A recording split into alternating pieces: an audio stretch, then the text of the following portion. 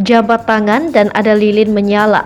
Firly Bahuri sambangi rumah Lukas NMB jadi sorotan.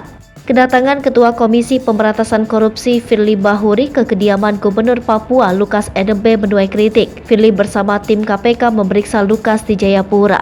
Adapun Lukas merupakan tersangka kasus dugaan penerimaan gratifikasi 1 miliar rupiah. Dalam pertemuan di Jayapura itu, Firly tampak menjabat erat tangan Lukas yang sedang duduk di depan meja makan.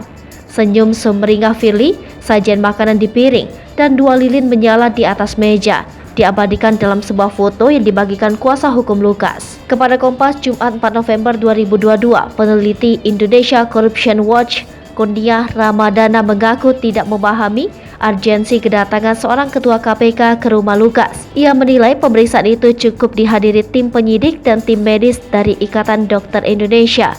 Menurut Kurnia, tingkah Firly menjabat erat tangan Lukas, seorang tersangka dugaan suap dan gratifikasi, menjadi lelucon di masyarakat. Ia mengingatkan pasal 21 ayat 1 Undang-Undang KPK yang baru tidak lagi menyatakan pimpinan KPK merupakan penyidik sebagaimana Undang-Undang KPK sebelumnya. Pada saat yang bersamaan, Firly juga bukan dokter yang bisa memeriksa kesehatan Lukas. Kehadirannya di rumah Lukas menjadi tanda tanya. Sebelumnya memasuki pekan terakhir bulan Oktober, KPK memang mengumumkan bakal mengirim tim penyidik dan tim medis independen dari Ikatan Dokter Indonesia untuk memeriksa Lukas di rumahnya di Srikoya Tengah, Jayapura, Papua.